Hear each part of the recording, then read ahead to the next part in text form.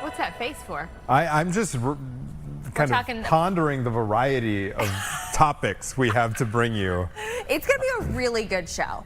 You guys are going to watch us sweat a little bit, I think. Yeah, because we're going to have a hard time kind of tap dancing, tightrope walking around FCC violations because we have to talk about a story involving a controversy from the Olympics that has to do with some cosmetic injections, apparently. And a local plastic surgeon is going to enlighten us. It has to do with a below-the-belt cosmetic procedure on a guy. Mm-hmm. So we're going to talk about that. It's actually stirring up some controversy with regard to the ski jump at the Olympic Games, at the Winter Games. Yeah, the physics of the whole thing. We're also talking to the president of the King. The Burger King. The president Burger King of Burger King is talking to us, and he actually has opened his phone lines to the public. So like you could pick up your phone and call him right now yourself if you wanted to. So we're going to tell you why you could do that. Also, a concern that I think all of us have, you know, the screens, we talk about it all the time. Screen time, laptops, tablets. Are they helping or hurting our children? We're going to be talking to an expert. Because it's being looped into schools now. Right. Flabbergasted you that my kindergartner has a laptop from school. We have talked a lot about screen time in general, the dangers of screen time. This segment has to do with e-learning. Yep. Because did your kindergartner get issued a tablet? Yeah, right out of the gate? Yeah.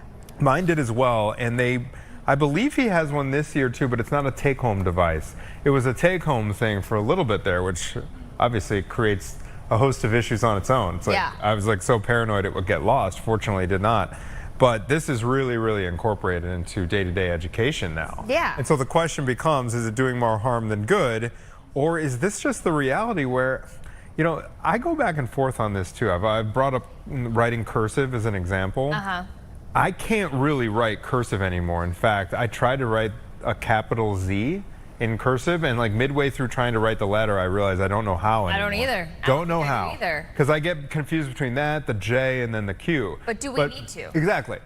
When's the last time I've had cause? My name doesn't have, my signature doesn't have a Z in it. And honestly, I almost feel, I do feel like, which we'll have to get their opinion about this, but I feel like those games that kids play on their tablets. Now I know we're talking about e-learning, but games, I feel like that's more engaging for their brain than just watching a TV show. Right. So I don't think it's all bad with this technology, but you know, that versus an in-person learning, I think the tables might be turned on that topic. Sure. So we got a lot to get to, but without further ado, it's gonna be a fun show. We've got Burger King royalty to kick off the show. President of the King today, BK president. Tom Curtis. Tom Curtis, you know what? I was going to pick up my phone and try to call you myself because you, and I got to know, you probably opened up this phone line specifically for this reason, but you are asking folks to call you and give you feedback about your restaurants. Yep, it is my work phone, and we opened up the lines yesterday, and it was absolutely wild. I got 8 marriage proposals. That's huge. Wow, hey, you should be very flattered. So little choppy waters at home, but we'll navigate that. Tell us, give us a sampling of how many, I mean, are these texts that are coming in? Are they calls? So we said either one, and it's been surprising to me, and maybe just tells me once again how old I am. 90% of these have been texts. Yeah. 10% of these have been phone calls. My son's garbage disposal is on the fritz, apparently, so we got to address that.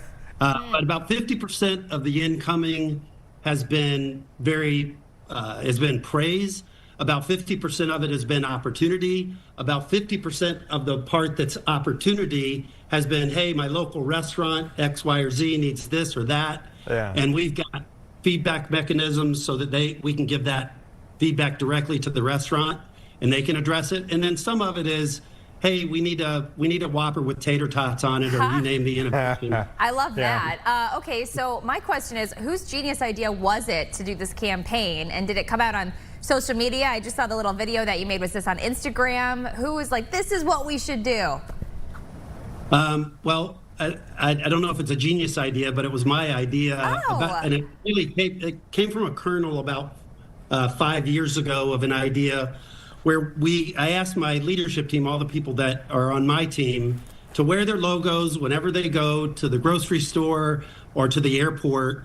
And it instigates these organic conversations. And listen, I don't mean to offend the millions of bots out there, but bots have no empathy and they don't carry on very good conversations. So I told my team, you're going to have much better conversations when somebody comes at you one-on-one, and it happens all the time. So this is just an organized and structured way to do that. Okay, so let's see.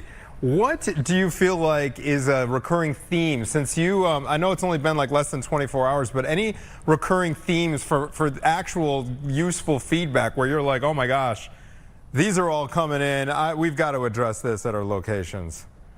Yeah. Well, there have been a couple on the innovation side. I've heard a lot about grilled chicken, and that's interesting. And so it does tell us that there's a demand out there for it. And then I think the other thing is, you know, in any QSR business, this is true of all brands, the measure of success is in your consistency. And I think that that's what brands need to strive for, because the brand has to show up the same everywhere you go.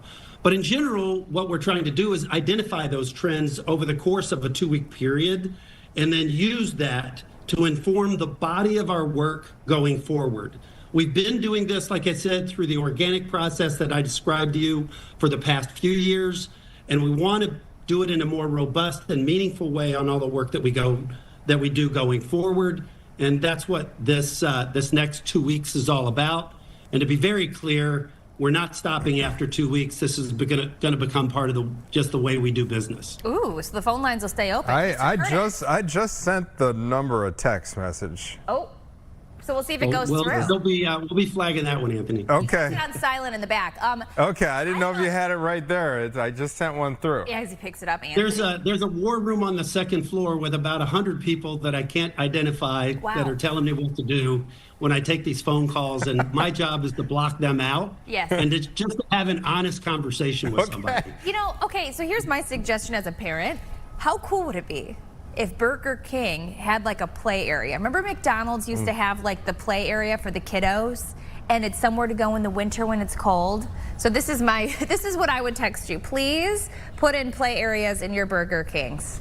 What about There you go. Yes, and we are starting to add those back, so we're already on that one. But we'll give you the address of one close by, and then not only can you tell us about it, but you can tell us what you'd like to see there. Because really, the best feedback comes from these conversations and from what guests tell us, not from what we tell ourselves. Sure. Yeah, no better feedback than the customers themselves. Tom, how long is this number going to be open for folks to text you directly? So I was told 2 weeks, and we changed the play on that, and it will be open indefinitely. So, you know, as long as I'm here, I've already set up a process for after this, where myself or my chief marketing officer or chief operations officer will continue to take calls for 4 hours a week, every week, so that we can just continue the conversation. Because far too often, and it's kind of funny with all of these texts rolling in, you get so much more from a face-to-face conversation. Sure. And the more that I can get, the better we'll be. My question is, because you're the president, I'm sure you have tried everything on your menu. What is your favorite go-to order in case someone's watching and thinking, I've got a hankering for Burger King? What would you pick from the menu? I'm sorry, this is so boring. It's the OG Whopper. I mean, it's the reason that I came to Burger King 35 years ago, or came as a customer 35 years ago. And, you know, everybody has a variation on it. It's a Have It Your Way brand. But what's magical to me is the way that those ingredients are combined into a flame grilled Whopper. And I know it's boring, but that's how I roll. It's the old standby. It's the old standby. Tom, you said 35 years ago is when you joined Burger King. No. Yeah, it's 35 years ago. I remember I took my kids to Burger King. That was your first. Okay, because I was like, wait, we got to get this story. I joined 5 years ago. Oh, got it. Okay. And so how about your fam? What do your loved ones have a specific go-to order where it's like, hey, gotta get that next time we go to the BK Lounge? Yeah, yeah. Oh, nice. That's a Dane Cook quote right there. Yeah. So the kids and the wife, they actually like the innovation. So every Whopper, we do this. We have a Whopper by You platform where guests tell us the combinations that they want to see on Whoppers. When we see a certain number of those come through, we actually launch that as an innovation. It's called Whopper by You. And the kids, because I force them to eat Burger King quite regularly, they always want whatever's new on the menu. And there's always something new. Right now it's a maple bacon barbecue. And in a couple of months we'll have something new on there too. Maple bacon barbecue. That sounds phenomenal. Yeah, that does sound good. Okay, so are you guys going to dip your toes into anything else? Maybe some tacos or more breakfast menu items? What changes are coming? Well, so over the course of years, we've had things on the menu like tacos, hot dogs, but it seems to me, and I've always believed that we need to do the one thing that we're known for and do it best. So we will stay focused primarily on our core, flame grilled burgers, maybe some variations of those, some interesting innovation there. We do serve breakfast, so that's always going to be somewhere where we need to continue to improve the menu. But I'm much more about a elevation than I am about innovation. Makes sense. So doing what we do right. I have to ask you this while I have you on the line, Tom, because let's say I've got a 9-year-old right now. He's about to turn 10. But when he was, I think, 6 years old, he latched on to the theme song. At BK, have it your way. You rule. So he would sing that throughout the house. All right, so it's kind of a free commercial, but can you give us any background into how those jingles get created, who was singing it, how that process plays out when you know you have something catchy? Because it's still, I mean, that jingle is still airing on Burger King commercials. Yeah, and kids were singing that on school buses. They were singing it in their schools. Yes. I was getting videos of it. The funny part of that story is when our new creative agency came to us and said, okay, we need to reimagine the jingle. And I said, that sounds fantastic. Like, make it more modern and more relevant to today's audiences. And when they came back after months of work, the jingle started out with Whopper, Whopper, Whopper, Whopper. And I said, you just said Whopper 4 times in a row. Yeah. Where's the creativity there? And they said, trust us, Tom, this is going to work. Sure enough, that thing went viral and was all over the internet. People were making remixes of it. It was quite the way to come back to market for us. Yeah, it's interesting how that works, because it's like the simplest, almost like juvenile sounding things can become the earworm. Yeah. Right? That's exactly what they described it as an earworm, and people just couldn't stop doing it, couldn't stop singing it. And they would actually, spoof the fact that on NFL games it would come on in the middle of a big play. But it was quite a moment for us and really relaunched our turnaround. That's great. I love it. Because we're talking about things that trigger memories. When I was in college, my girlfriend, I'm looking it up, and it was you guys, chicken fries. They would come in these little cardboard boxes. My girlfriend, Sarah, every time we would go out anywhere, she wanted the chicken fries from Burger King. So chicken... So you said you're focusing on the burgers. Have you had any suggestions for maybe your chicken menu? Well, certainly what everybody loves here is this original chicken sandwich, and it's been on the menu for probably 50 years or longer, and that's what the go-to is for everybody. We launched wraps a couple of years ago, and I think in today's environment, that's been very popular because it's for a lighter appetite. I think I mentioned we got a grilled chicken suggestion. And I think that's very interesting. And you have to have something for everybody. We're a brand built for families and kids. And let's face it, when you got 5 people in the restaurant, there might be somebody that doesn't want a burger. So maybe they want a chicken variation. So we always have those out there as well. Yeah, makes sense. Okay, before we let you go, Tom, once again, how do people contact you direct? And once again, are you reading these messages personally? Yes, I was up till 10 o'clock last night All of this is posted on social media, but until 10 o'clock, going through messages and stuff on various social channels. And the volume is incredible. I'll get to as much as I can, and we'll have everybody responded to. And it is just an awesome opportunity to talk to people directly and to have magical conversations with real human beings. So it's been a lot of fun. There you go. He's married, everybody. Stop asking. Stop with the marriage proposals, everybody. Leave him alone. 305-874-0520. Tom Curtis, thank you for joining us. Appreciate it, sir. All right. Thanks for having me. Bye. I'm telling How you, fun. Theo is a whopper, whopper, whopper, whopper. There's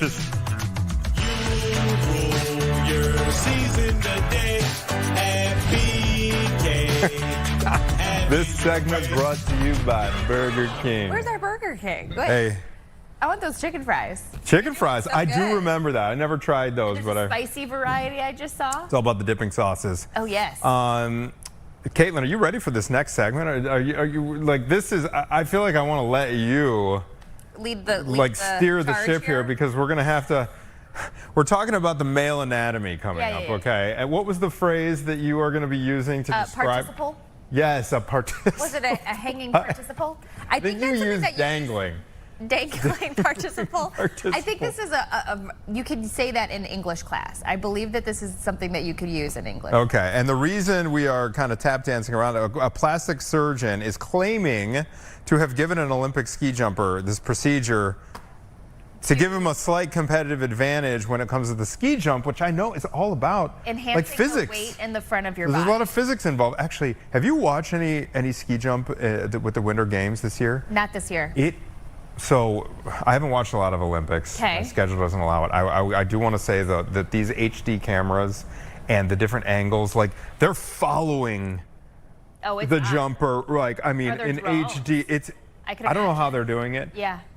But that was my first reaction because we just kind of had it on in the background. I'm like, just the level of coverage and the production. It's show it's how pretty. amazing these yeah, athletes are. like because I mean, you see these incredible athletes, but when you can see them in HD, like right up close, and it's pretty spectacular. Phenomenal. So yes, we're going to take a quick break. When we come back, we're going to be speaking with Dr. Benjamin Coughlin. He's a cosmetic surgeon with many faces of Chicago to chime in on this Winter Olympics ski jump controversy. That is when we come back right after this.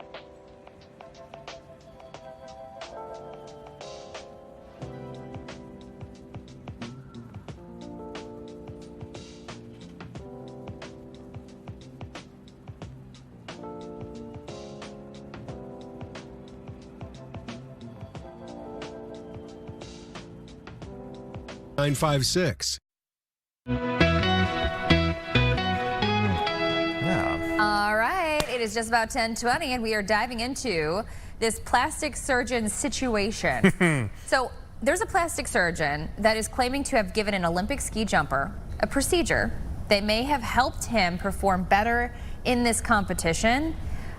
So this report is coming from a German media outlet, and it sparked rumors that ski jumpers are getting genital enlarging injections to increase the surface area of their suits, believe it or not, because it could increase the distance of their jumps. Who knew? There's a lot to unpack here. Yeah. There's a lot to unpack. So let's rope a real cosmetic surgeon into the discussion here. Dr. Benjamin Coughlin, good to see you again, sir. Thank you for joining us. Always a pleasure. Okay, so let's get your take on this. First of all, are these procedures for real? Like people are actually doing this stuff? I mean, they're calling this one, I think, penis gate or crotch gate, I think is the phrase that you're looking for. But the procedures by themselves are 100% real. This is a non-FDA approved way to use the hyaluronic acid filler. But yes, people are doing it, and they're putting quite a bit in the penis, actually. Wow. So what is hydro? Here, look. How do you say it? The injection. What is the compound? Okay, there it is. Look, this is hyaluronic acid. You see, I'm putting it on my finger there. Yeah. This is my seriously. Our body makes it. It's a sugar molecule that our body already makes. We use it to volumize the face. We use it to create kind of peak, valley. We put it in the lips. You can put it on acne scars all over the body. Those are FDA approved locations. So it just purely adds volume, and people are, these Olympic jumpers are very tightly regulated on their uniforms, and they have to be very form-fitting. They're doing these 3D. I was researching it a little bit more, honestly, prior to this discussion. They do these 3D laser scans so that the suits fit them perfectly. Okay, wait. Is this the same stuff that people are getting, like the lip fillers? 100%. It's the same It's like stuff. filler that you stick in your face. They're just sticking it in. Oh my God. Okay, so the only reason that people would do this is to enlarge that area for getting further in the Olympics. Like, is there any other benefit to doing this? I think in that article, the gentleman said that it was locker room embarrassment, that he wanted to, he wanted his penis to look bigger, in his gray sweatpants. So it's a thing. People do this. People do it just to have their penis look bigger. Yeah. Are you allowed, like, if it's not FDA approved, is it legal to do that, or does it have to be kind of under the table? It's legal. It's just you have to disclose that this is a non-FDA approved location to do it. But I'll tell you, listen, I was researching this more. You can gain about 2 centimeters in girth to the penis, okay?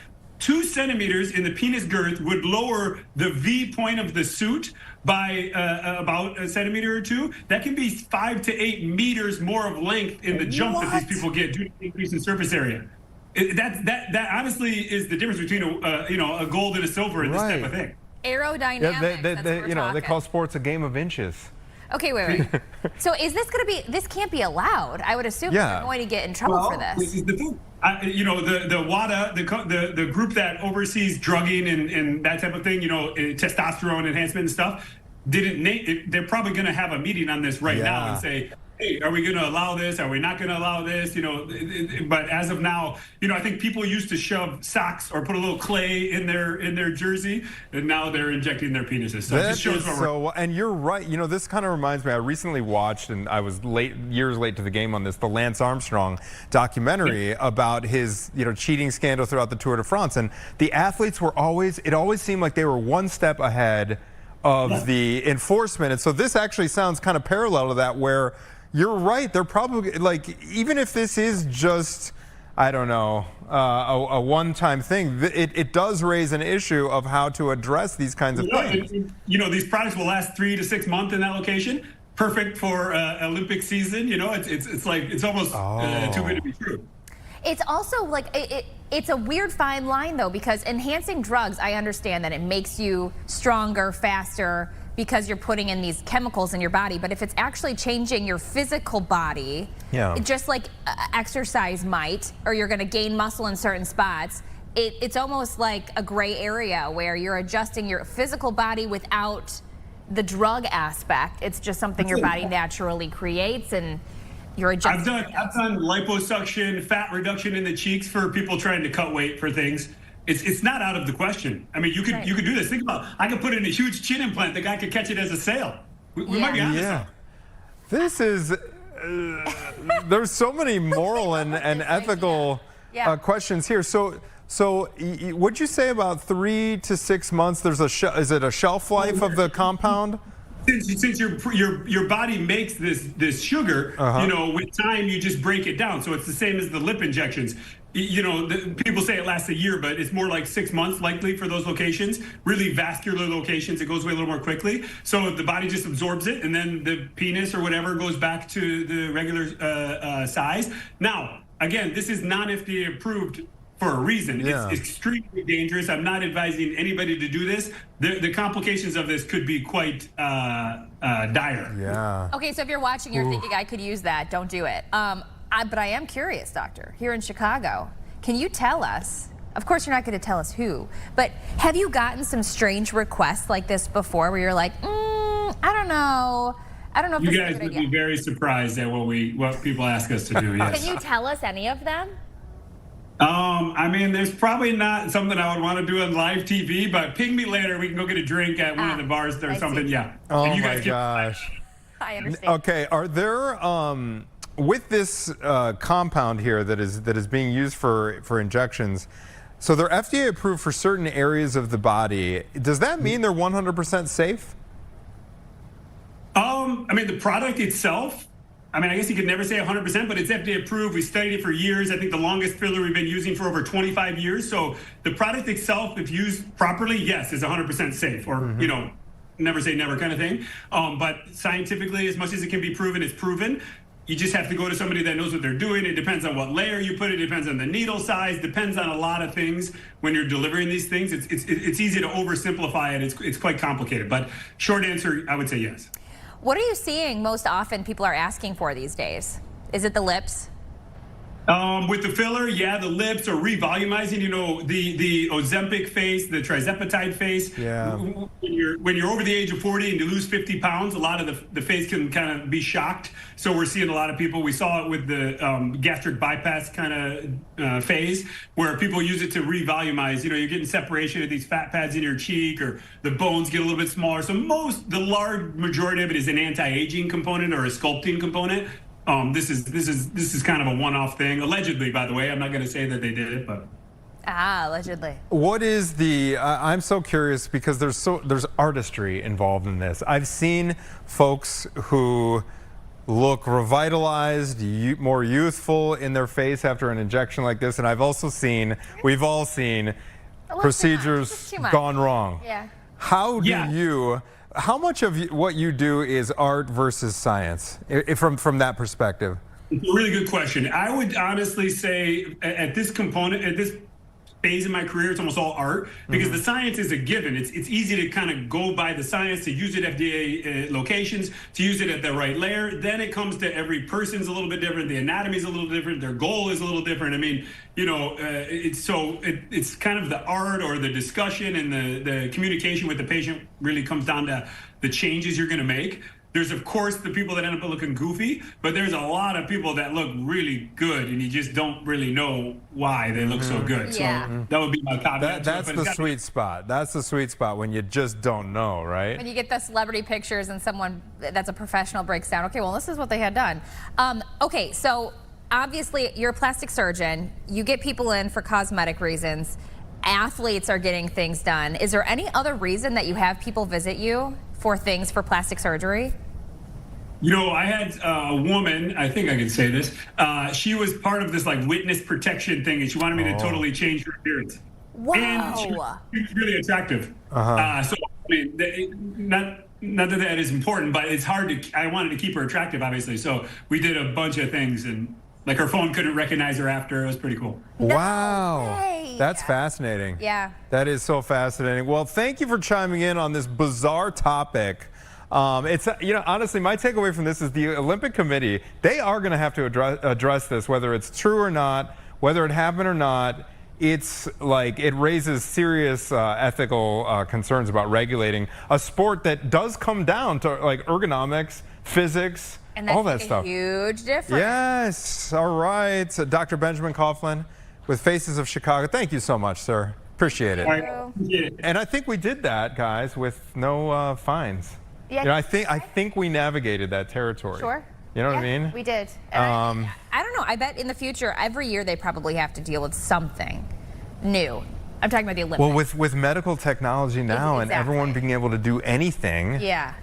I mean, he mentioned taking fat out of people's Yeah. faces for weigh-ins. What? Yeah. I would never even think about that. But Right, because think about all the wrestlers and Exactly. boxers that have to make weight. Right. They have to get down to a certain weight. A lot of sucked those out. people. Remember, these dudes in my high school would be running laps around the sweats indoor and track. garbage bags. Yes. I know it. That for high school, that does not. I mean, looking back on that, that's like Not safe. It doesn't seem safe to me. But the extremes that people will go. Yeah. I mean, it's for sports. But yeah, I give him credit. That would be tough being a plastic surgeon and adjusting people. Because imagine the people who go in to get these procedures done probably have a very clear idea of what they want. Yeah. And you have to do it exactly right. Because they're probably, like he said, these people that come in, sometimes they're attractive already. Right. But they want a little bit of a something. He probably has to protect people from themselves a lot too. Exactly. When you think you need something, and then someone who's mastered the craft, like Dr. Coughlin, might need to talk you off the like, hey, no, if I do that, guess what you're going to look like, you know? Yeah. Anthony said that to me too. I was like, Anthony, I think I want to get some Botox. I've never gotten Botox. I'm a little bit nervous to do it, but I've got some wrinkles. I'm in my mid-30s now, and Anthony was like, well, be careful, because you could look a little bit fake. But I think, yeah, you're right. Those fillers, they can settle in weird places. Exactly, and then overdo it. and then with the Botox, you get that look where some people are like their eyebrows. Right. Which I could use a little bit of that. Maybe I should talk to our plastic surgeon guy. talk to Dr. me out, Coughlin there. He'll Dr. hook you Coughlin. up. Okay, we are going to take a quick break, but when we come back, you know, we've talked a lot about screen time on this show, parenting, the dangers of social media, but this is actually something where so many kids are doing e-learning now, and they're using devices, they're on screens, the teachers are incorporating technology into their lesson plans, and so a neuroscientist has some information about the potential hidden costs of education technology on children in schools. And so coming up after this short break, we're going to get some inside info from Dr. Jared Cooney Horvath, who has some unique findings in this little niche area of the technology boom. So stay with us. We will be right back after this.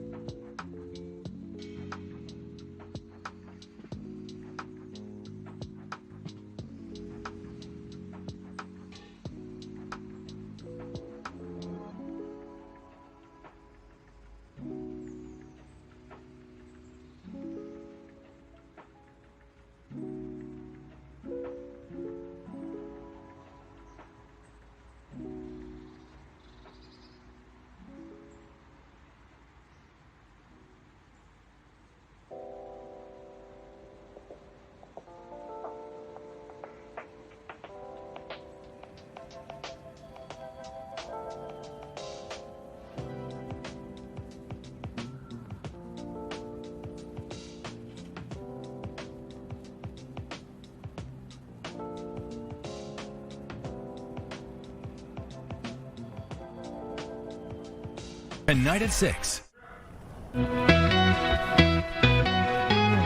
right, it is just about 10:35. So our guest that we're Change of plan, you're right. We're gonna change guests really quick because our guy in Australia, it's the middle of the night there. So we're gonna see if we can get him before the end of the show. Yeah, Yeah. we'll see. The We'll see. neuroscientist I don't know we're what time it talking is in about. Sydney, but that's what we're contending with. So So anyways, we get to welcome this next guest. Yes, okay. Early. So this is, we're talking about the Lunar New Year. Celebrations are still going strong. Uptown United and other local organizations and businesses on Argyle Street are holding their annual event this weekend to mark the Year of the Horse. And one of the businesses involved is, oh boy, how do I say this first? But I don't want to mess it up. No, you're right. Ellen Duong, tell me about your plant, or your shop. It's Ketis? It's Q Ideas. It's always a running joke. No one can pronounce it Q properly. Ideas? Q Ideas. Q Ideas Plant Shop. Yes. This is the owner. This is Ellen. Hi. Where does the name, what's the origin of the name? You know, my mother thought it was so funny a play on words on cute idea, and so she came up with that in 2002. Q Ideas. I get it. That's awesome. Now it's now that I look at it, there it is. Q Yeah. Ideas. But I would have gone with like Quitius. Or, Yeah, we get Cadeas. That's a common one. Yeah, okay, so We it's accept Q it all. Ideas. Cute Yeah, Ideas. It's different. Yeah. Okay, so Ellen, before we dig into the Yes. hair washing and the things that we were just talking about, tell us about the Lunar New Year and the Year of the Horse. in case Yes. People aren't aware. So this Lunar New Year is the year of the fire horse, which is really rare. It hasn't come around in 60 years. So we're talking about highlighting a lot of fire, a lot of passion, a lot of energy this year. You know, galloping into this year with full force. Making sure we don't burn out though, because it is the fire horse. You know, as fire is, it's just like hot and then dies. So 60 years? Yes. 60 Why years. is that, right? Okay, yeah, well, I'm curious because I feel like I am born in 1978 and I'm told that that is the year of the horse, but not the fire horse? Not the fire horse. Okay. So while there is 12 zodiacs, they're Yeah. different elements. So because of that, it makes it every 60 years of a new element with a new mix. Oh. You could be a metal horse, so I'm a metal Oh, horse. got You it. might be a wood horse.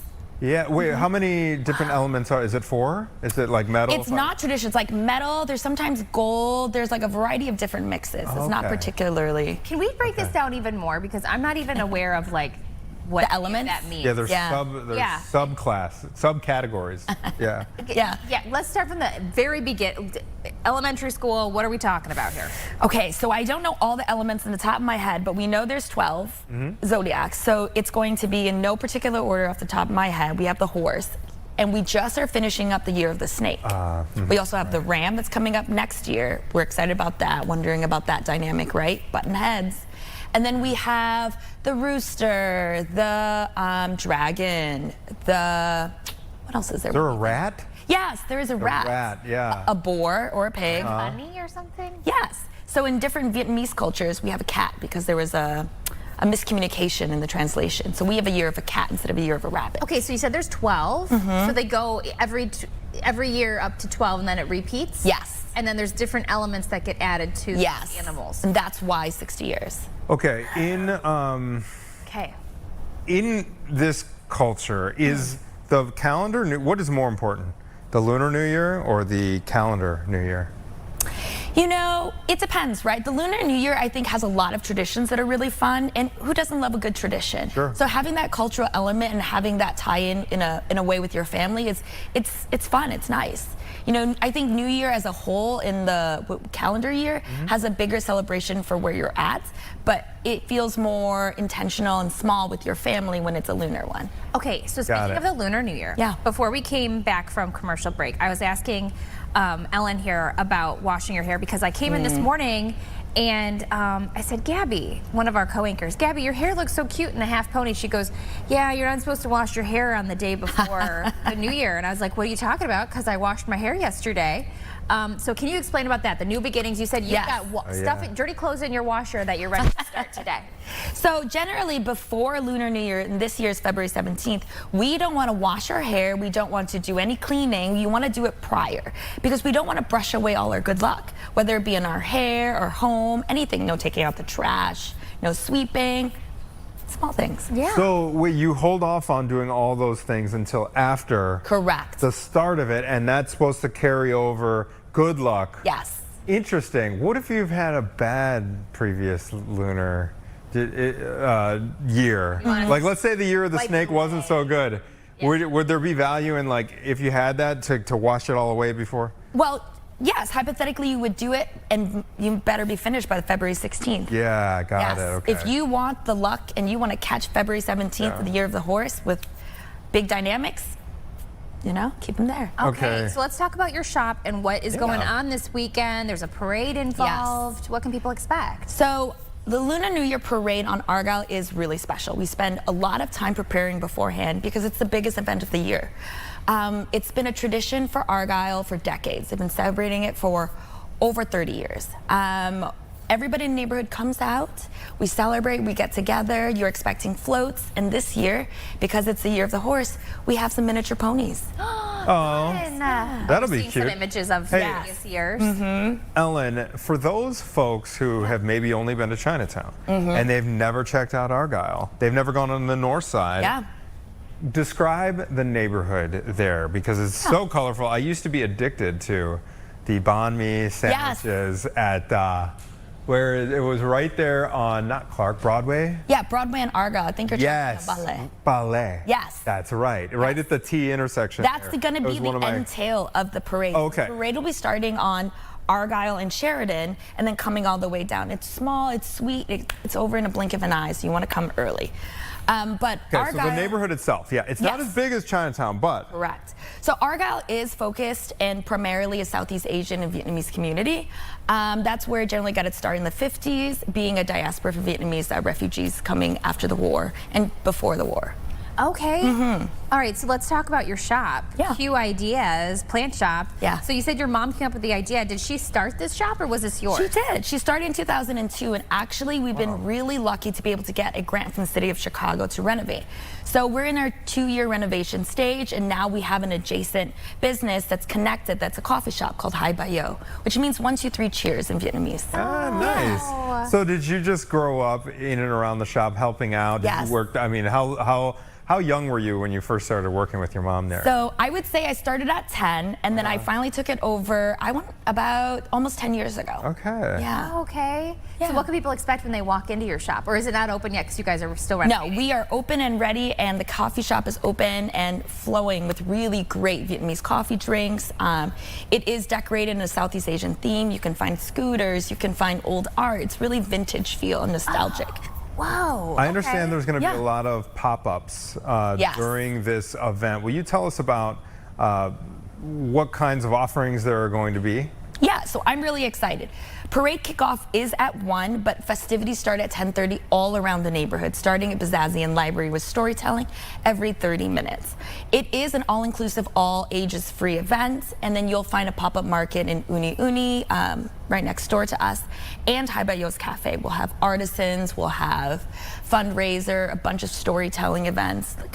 All over. Okay, so my question is, Anthony pointed out his favorite dish. Oh yeah, his the favorite banh mi restaurant. sandwich. Yeah, but Ellen, I gotta know, if someone's going to Argyle for the first time, where do they have to go? Where do they have to shop and eat? Obviously your shop, but what is what are some of your favorites? Well, speaking of shopping, right, there are going to be different restaurants and businesses on Argyle that'll have red envelopes. While you're shopping, you can acquire a red envelope. We'll have a golden ticket. Whoever may find the golden ticket could get a prize from the chamber. Oh, yes. And there's so 25 winners. So you go around and you get a red envelope and hope, like Charlie in the chocolate factory, that you get the winning golden ticket. That's right. Okay, That's but so food, fun. what is your favorite? So I like to go to La Patisserie P and Chu Quan, which are two bakeries in the neighborhood. One is going to be French Hong Kong La Patisserie. You could get some specialty items from the Lunar he's creating. You can go to Chu Quan and get the traditional barbecue pork bun. There's also really great sesame, red bean balls, a variety of things. What was the traditional pork bun? Did you say? Okay, is that like a bao? Yes. Okay, because we're familiar with Wow Bao. Yes. Is it like that? Yeah, we used to have one in the building there. How about there's soup there too? Is there pho there? So if I were to go for pho, and I would encourage folks to visit the neighborhood another time if it's too busy, because it can, we're talking about thousands of people coming in. I really love Miss Saigon's pho. It's got fresh noodles, got full of a lot of vegetables on the side. It's really nice. Yeah, it's a really good winter treat. Yeah. A very, very good winter It's actually a treat. breakfast food. Can you believe it? Really? Breakfast food. Okay, I love that. It's gonna be cold this weekend, so maybe some soup would be The a perfect 21st. little treat. For sure. Are there any costs involved in attending these No, festivities? all free events.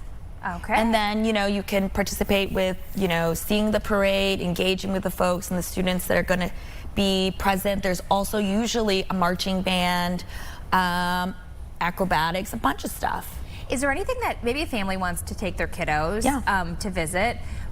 How would you suggest that they learn a little more about the Lunar New Year? Should we be going online? Is there a certain website or certain videos? You could check out the Uptown Chamber of Chicago. They have a lot of information there. The library will also have a lot of information. Timeline Theater is opening a brand new theater right in the neighborhood. And they also will be having offerings to explain the culture. There is this great, amazing race about the animal zodiacs. A variety of different ways to get information. Okay, I want to interject my own little piece here. Take the red line. That's Yes. your best bet. Take the red line, get off at Argyle. It's Yes. right there. That'll put you right, literally you Yes. walk off the train and you will be on the parade route. That is such a good point. Do not drive. Don't drive.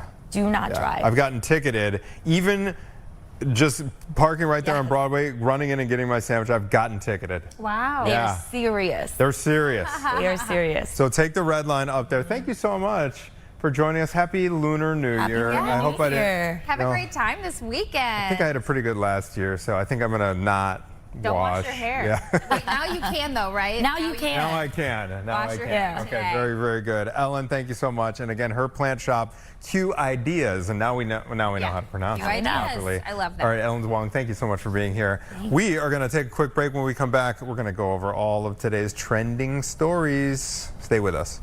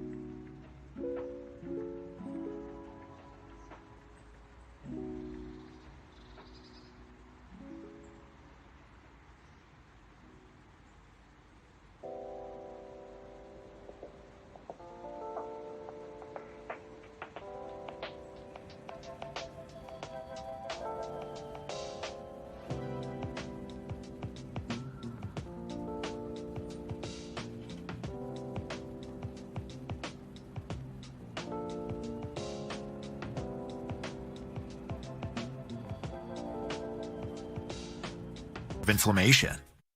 10:48, and we are talking about American Girl doll. Did you which have one I as a did. kid? Big fan, yeah. Okay, so what I don't know, do I say model was it? Sure, yeah. I Okay. had the Samantha Parkington. And I remember this. My only time visiting Chicago as a kid was to go to American Oh, Girl yeah. Place. Yeah. And I remember it. I was in like 4th grade.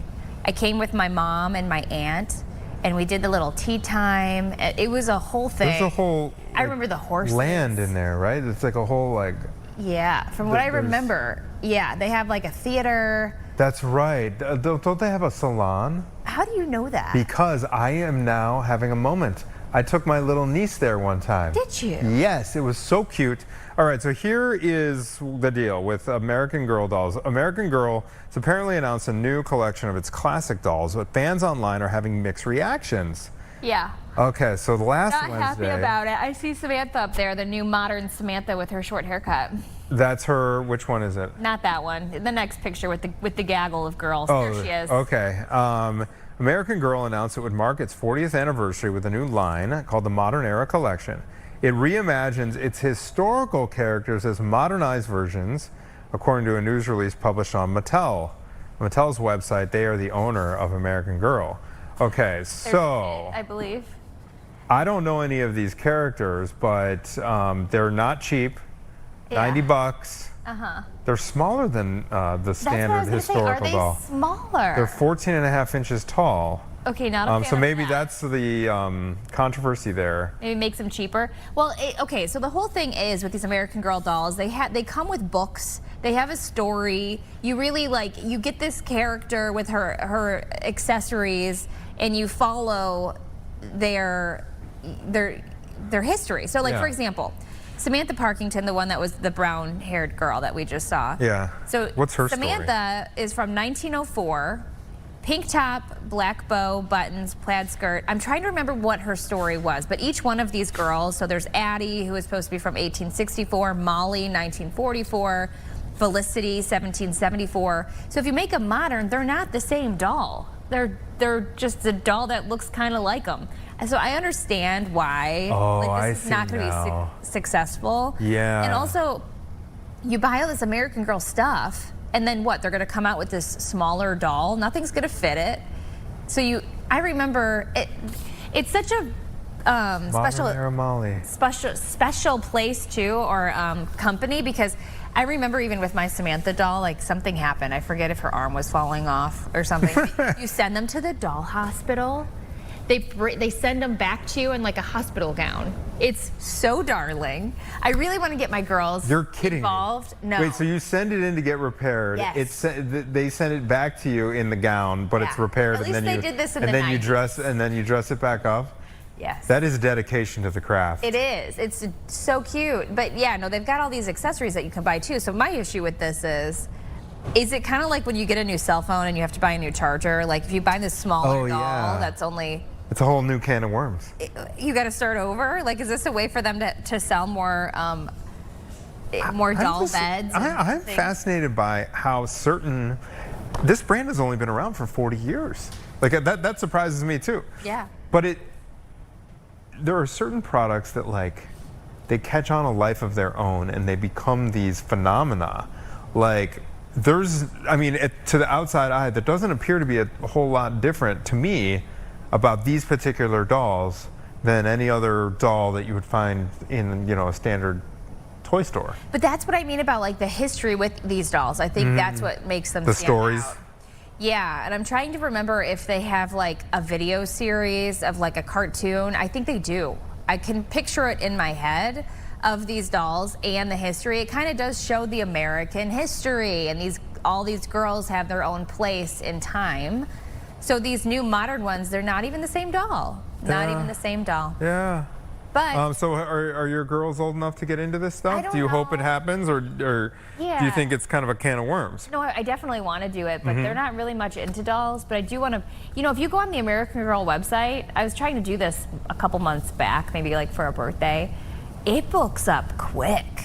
And The appointments? also get ready to Or drop what books some up? bones. Oh yeah, for sure, $90. You took your niece? I mean, a Yes. day at American Girl is going to be hundreds of dollars, I can Yeah, imagine. what I can't remember what we bought that day. I want to say, because I remember the salon in the back of the store. I remember there was Yeah. a salon where you go and they get the doll's hair done. Yeah, you primp up the doll's hair. It's cute. It's cute. It's very I love cute. it. All right, moving on to Costco. Costco, go ahead. I'm obsessed with Costco cake, so this is right up my alley. But it looks like they're making a big change to the cake ordering process after customer complaints. I've got no complaints, Costco. They're cheap and they're delicious and they look beautiful. Okay. Anyways, Costco is rolling out a new app update in 2026 that will allow customers to order custom cakes digitally. Customers will also be able to order deli trays online through the app. Okay, they already can. Costco says the change was driven by customer feedback and is part of Costco's effort to better integrate its brick and mortar and digital businesses. Until this update, customers had to fit. I don't know if this is true, because I've ordered a cake on Costco's app before. Maybe I didn't get it like specially adjusted. Anyways, they were saying that you had to go to Costco to fill out a paper form. 2 trips. Maybe I'm getting Costco and Sam's Club confused. I'm not a member of either, so Okay. I can't chime in here. So maybe that was the issue. But Sam's Club, you can already do it online, I'm pretty sure. Okay, so a 2022 Reddit thread highlighted complaints about the inconvenience because you got to go there in person. One person saying they asked a friend who lived near Costco to submit the form for them. So also filling out handwritten cake forms because your handwriting could be kind of iffy or hard to read. It led to humorous mistakes and cake fails. Yeah. I mean, come on. Of course you should be able to do it on your app. This is silly. Yeah, this seems, I mean, we talk about first world problems all the time. Yeah. But this seems like a no-brainer. Everything where is- our standards are pretty high right now. I mean, one trip to the store is too much for a lot of people who get their groceries delivered. We've tried it from time to time. They mess it up sometimes. And here's my thing with the delivered groceries. Let me hear it. Okay. The advantage of going to the grocery store is picking out the fruit, to me. Like, you eyeball the fruit. It's not worth it. It's not worth it because No. but the thing is, you spend money, and if you Okay. get a bunch of Here's the thing. like just I know, not I get ripe or it. overly ripe stuff, Listen, then you can get a refund though. That's part of the beauty of ordering online. my is that gosh, this is they give you something that's female male. squishy tomatoes. Then you go on and you tell them, hey, I got some rotten tomatoes. And it's another internet errand. Yeah, but and you don't it's have a to process. go to the store, Anthony. I'm telling you. You spend less money when you order it online because you can look at your little list instead of going through the aisles and saying, oh, that looks good, that looks good, Yeah. that looks good, that looks good. I think there's something about my brain, and this is I don't know if this is a male-female thing, but like Maggie will, here's an example, and I'm going to relate this back, but she will, like, okay, if there's an occasion, she'll buy like 5 dresses knowing that she's going to return 4 of them. Amen, sister. Okay, so to me, I just don't have it where it's like, it just seems so, sorry, a little on the wasteful side to like have those delivered, all the packaging, all the gas money, you know what I mean, all that stuff, and then you know you're going to send it all back, not to mention just the back and forth on the credit card. It's just, Yeah, but it's a lot. listen, it's a okay, lot. wait, Like, we're I think I'm just transitioning a here from purist. Groceries to clothing. But no, it's the same thing, because you're like, all right, if that happens to you with the bad produce, Yeah. oh, you just return it. But it's a whole process. We're getting It's a wrap. not though. They're like, Anthony, it's not be though. You quiet. cancel it and then they'll refund you, and you get all the other groceries that are still. Your ketchup bottle is going to be fine. It's just you wouldn't keep the tomato. But I get your point, because then you're going to have to go get the tomatoes after that. But as far as ordering a bunch of things and returning them, sometimes you just don't know what's going to look right. Yeah. Anthony. Yeah. You just don't know, and you don't want to go to the store. It's too much energy. Anyway, happy cake ordering. I hope it's not too much trouble, Costco folks. Delicious cakes. We just yum. ordered one from Jewel for Theo's birthday party a couple weeks That's ago. the in way to Super Bowl. go. It was so easy. It was just God. order it. Here's what we want to say. We went and picked it up, I and guess think- what? Everybody was happy. Everybody, I think Sam's Club has a really cute mermaid one. If you guys are looking for like a birthday party, I think that's where I got it. And they've got cupcakes to match, like $20 for like a thing of 30 cupcakes. Done. Can't beat it. Done. A huge cake for $15? Yes. And it's beautiful and it tastes good. All right. Anyways. This segment brought to you by. Okay, we're going to take a quick break. The 11 o'clock hour is coming up next, and we're going to. It's a ton of variety in the 11 o'clock as well, including why Medieval Times is now the place for single ladies. We'll be right back after this.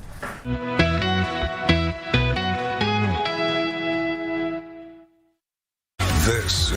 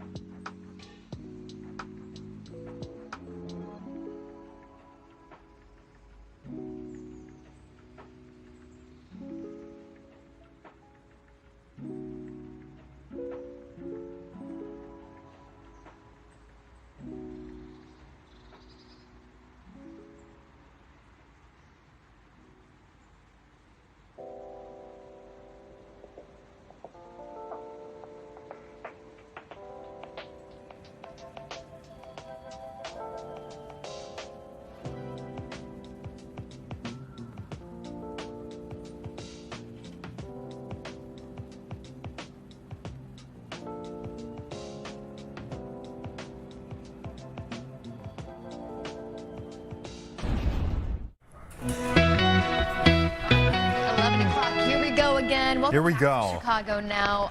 As you kind of alluded to at the before the commercial break there, we have a lot to talk about. We do. Today, We do. including tarot card readings. Have you ever had one? Yeah, only on the show, because I've always been Okay. afraid of going in and getting like a bad reading, and then I'm like, you know, down on myself the entire day. Whereas like if I'm doing it on live TV and part of the segment, I have no choice. Yeah, exactly. I get what you mean. So we're gonna be talking about scams involving tarot card readings. Really Because quick. there's so many places around, like not Oh, only Chicago, all over the world, where you're like, all right, is that going to be legitimate or is it not going to be? They're on corners everywhere. Yeah. I have kind of funny horror. I mean, Oh, this is kind of a gosh. dating horror story. I was on a first date, okay, and we decided to go get our tarot card readings.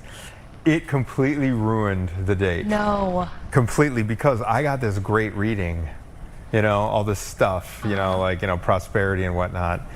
The person Lady that I did was not? with was crestfallen after hers. I was like kind of mad at the.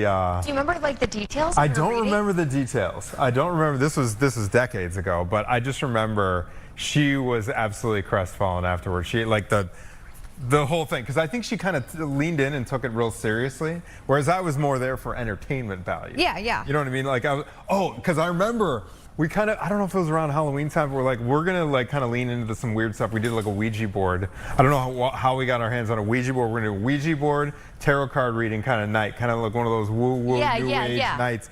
And it was a disaster after the tarot card reading. Anthony. So Anthony. proceed with caution. I would love to hear some of these other like dates Oh, that yeah. went on in your young life. Oh, yeah. Where, you settled down, Those got were- smart, and married Maggie. Yeah, exactly. You really got exactly. smart there. All right. Obviously, we're coming into kind of travel season. Yes. Whether you're wanting to get away from the snow, or if you're wanting to, I'm going to move this out of the way, or if you're wanting to, you know, go somewhere on summer vacation when the kids are out. Well, there is actually a Black History Month special where you can find out some list of destinations that might be more inclusive, might be kind of a way to research your history, things that have happened in the past, and maybe some great museums or places to visit, food. Yeah, we've done so many travel segments, I've never taken this particular angle, but there's a whole catalog of destinations that are related to Black History Month that we're going to go through. We're starting off, though, with some trending topics, and Gabby, I'm going to do something here. Okay. Uh-oh. I'm going to pull out my wallet. And you're going to give me some money? I'm going to strategically cover this up. I'll cover my number. Anthony, But you have see it. what this is? You have it. Right here.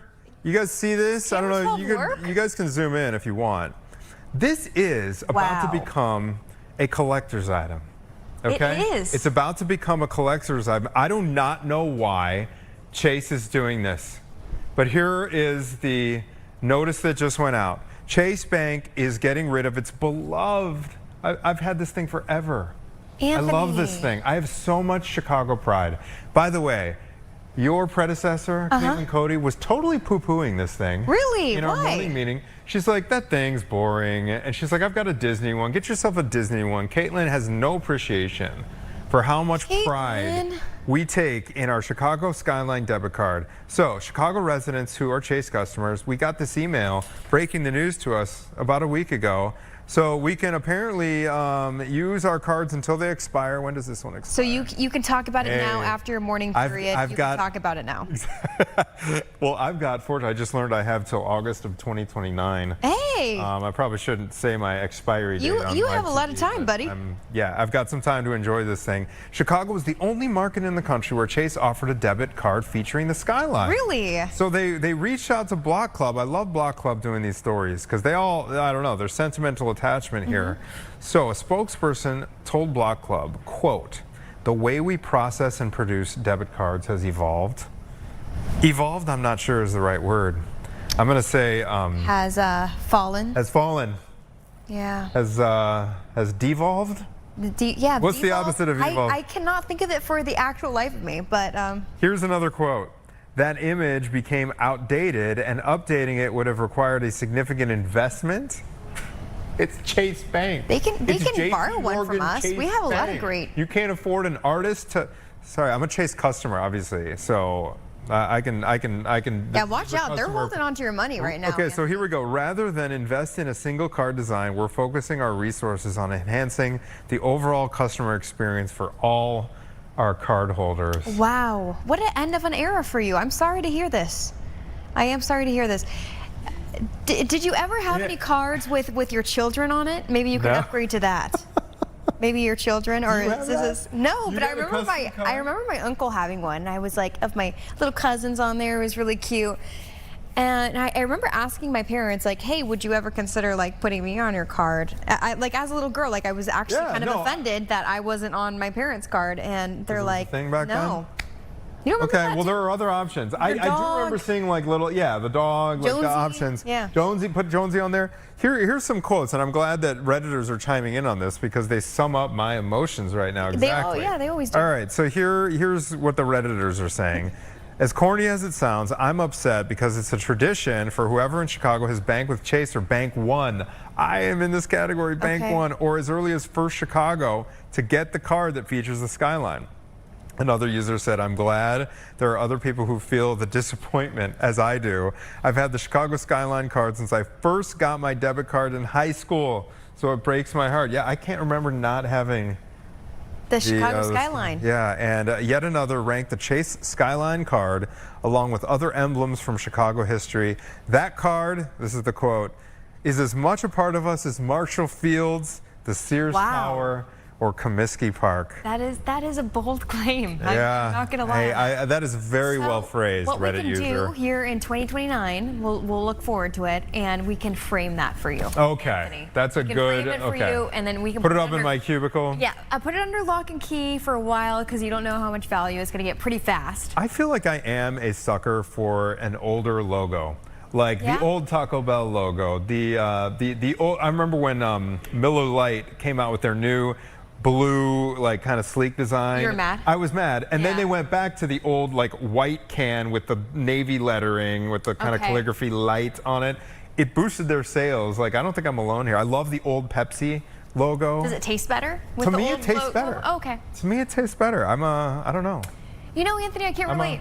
I'm nostalgic. I guess you are. Yeah, it happens when you approach 50. That's a fun fact about my generation. Obviously, or apparently, I should say, is that we're nostalgic. Yeah. That's why Nike's so popular. Yeah, exactly. Well, these are like old school. Like I love me a pair of vintage Nikes. Like I'm totally.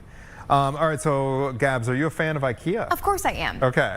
So apparently they're making a smaller version of IKEA because we know that IKEA is it's a freaking massive. Excuse my language, but it is massive. It takes like essentially a day to go through there. Sure.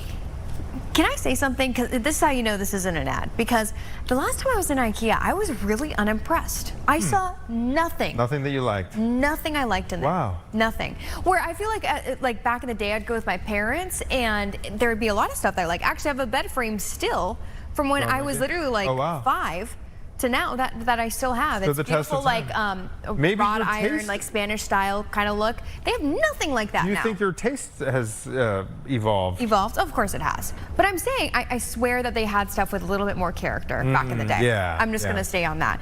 Anyway, so there's a new smaller IKEA location opening in Gurnee. So this will make it the 3rd location in Illinois.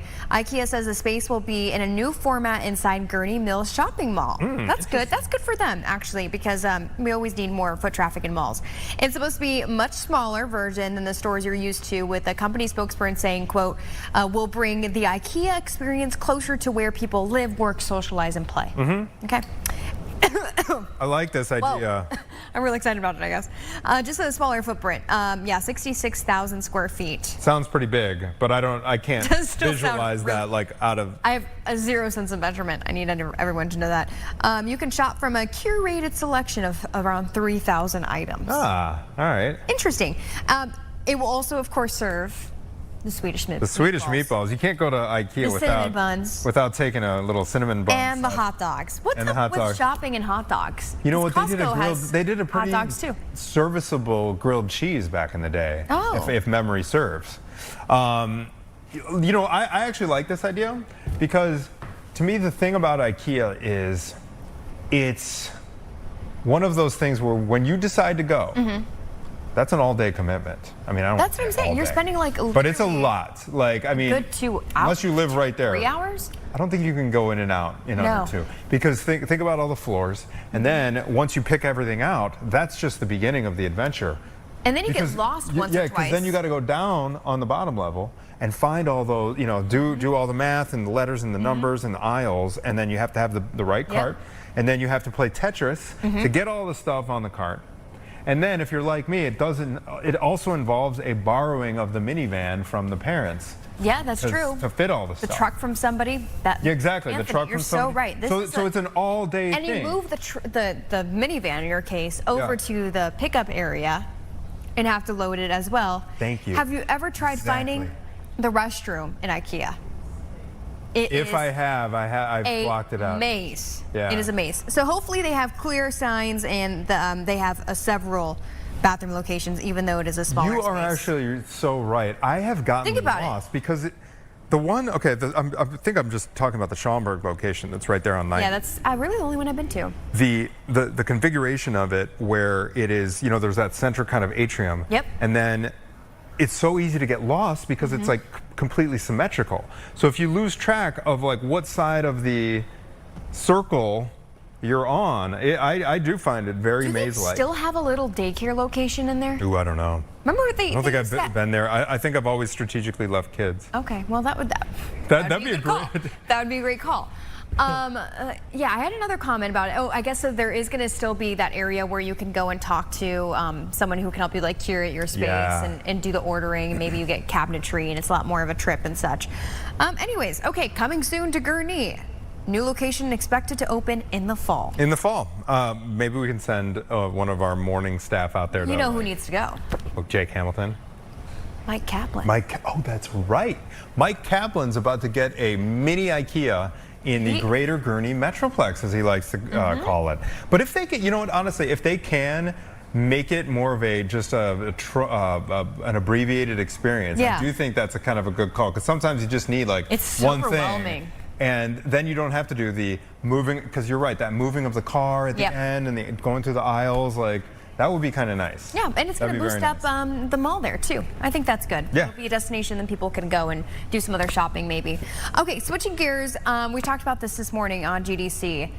Bears season ticket prices, they are increasing, and kind of quite a bit. Yeah, 13%. President and CEO Kevin Warren sent a letter out to season ticket holders saying that prices are going up on average 13.5%. So here is some context. Okay. Last year, the average price for season tickets for the lower club level seats, so the lower club level, ranged from $1,400.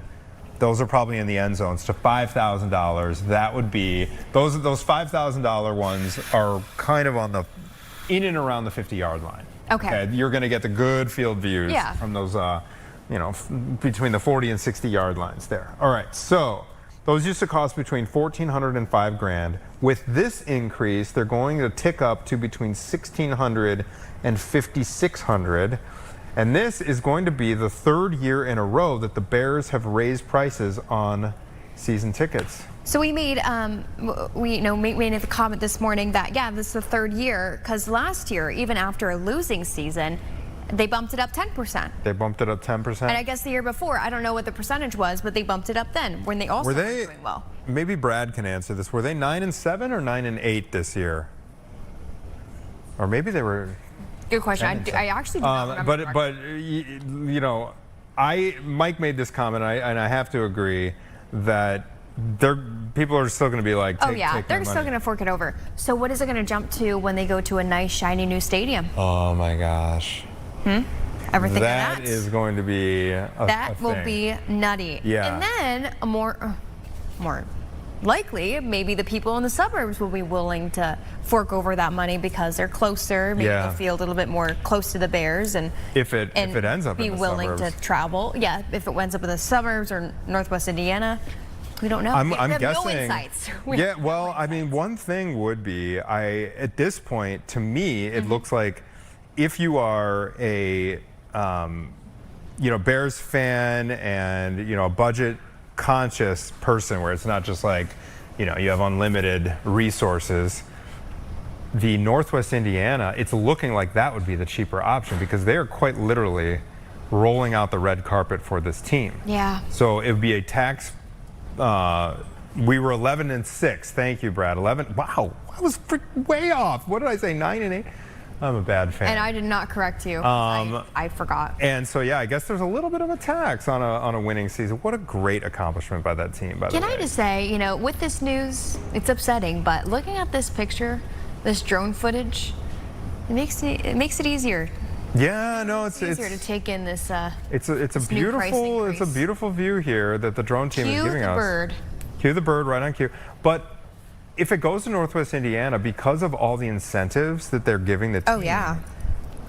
you know, I do agree So that no matter what Would they do tickets are with gonna go up. with the racetrack property if they weren't to go to Arlington? They would have Heights? to sell it. They would have to sell it. I mean, yeah, you don't. But is there wanna just anything hang else? on Like, to it. were they in the running? You know, were they like outbidding any other organization that also wanted that racetrack I property? don't. I think that location has very.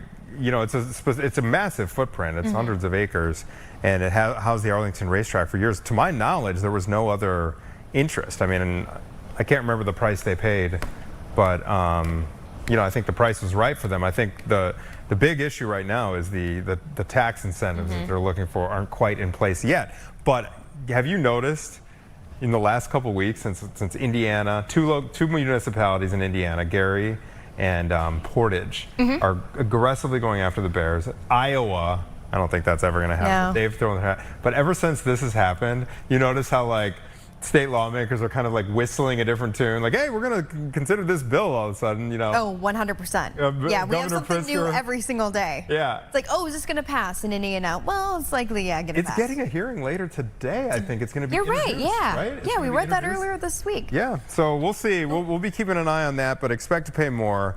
Again, You know what third I year in a want row. an update on? The United Center project. Oh, yeah. I want an update on that because you did a whole I did a breakdown, whole right? A thing. whole panel with them to with learn what was going to Michael be going over Reinsdorf. there. And it's a massive development going in and kind of in and around the United Center. They're going to be making a huge investment, practice facilities. There's going to be hotels, restaurants. It's essentially, okay, you A lot live of green space, right? Okay, Union Park you're very familiar Yeah. with. Okay, so there is essentially, this is going to be, I think a lot of people consider there to be kind of a drop off in terms of entertainment district right there around Union 100%. Park. You know what I mean? So it goes downtown, West Loop, Fulton Market kind of, but then there's kind of a, you know, before you get to the United Center, there's a little bit of it's just going to extend the entertainment district all the way west, all the way to the United Center. You know? Yeah. So it's very exciting. No, I'm excited for it because right now it's essentially just parking lots, right? Just Parking like lots. cement, There's the cement jungle over there. There it is. Right there. There's kind of a Oh mock-up wow! of it. Good job, guys. Thank you for bringing pulling this that up. rendering. Okay, now that I've shared my dating horror story involving the trip to the tarot card time. reader, we're going to take a quick break. But when we come back, apparently there are a lot of scams people are falling victim to when they do this stuff. And so we're going to hear from a professional tarot card reader on how to identify the red flags when they cross your path. So we'll be right back after this short break. Stay with us.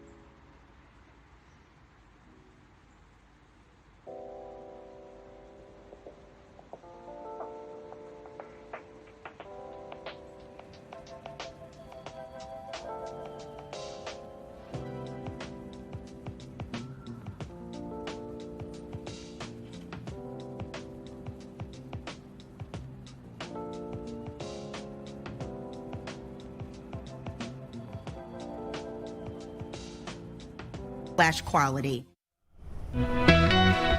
Welcome back to Chicago Now. Okay, tarot card readings have become really popular in recent years. We see like girlfriends going together, getting their card readings done. Anthony said back in the day that he went with a girlfriend on a first date to get a tarot reading done. But apparently it's easy to get scammed. So to talk about a list of red flags that you want to keep in mind is professional tarot card reader Marina Smargianakis. Thank you so much for joining us. I hope I got your last name right. You did. You did a great job. Thank you so much perfect. for That's a having me. win. I'm so excited, and I'm so sorry that Anthony had a bad experience. I feel like these experiences give tarot readers a bad name, you know? You know For what? the ones The poor guy had to leave us for a second. I think he has a little bit of maybe PTSD or something like that. No, I'm just kidding. Yeah, I felt that right away. I was like, it's okay. It's all good. Hopefully it's okay. We'll have a recap for him so that he has a better experience next time. You are just glowing. But I'm curious because it is, I guess, getting a little more mainstream. It's been popular for a while. Maybe more people are talking about it on social media. But why do you think this is that it's kind of, reviving right now?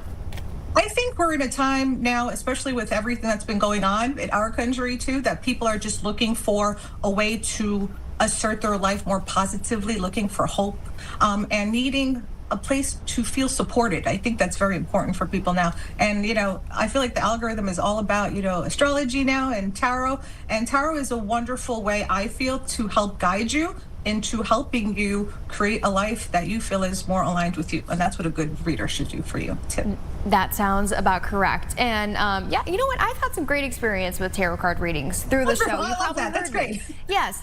And I love talking about the Lunar New Year and the fire horse, all that conversation that we've been having as well. But let's get right to it. Some red flags that you should look out for if you are maybe on a little trip with friends and you're wanting to stop at that corner tarot reading store. What should people look out for? Okay, so I always feel like, on social media, you should always be mindful when people say this is absolutely definitely for you, too.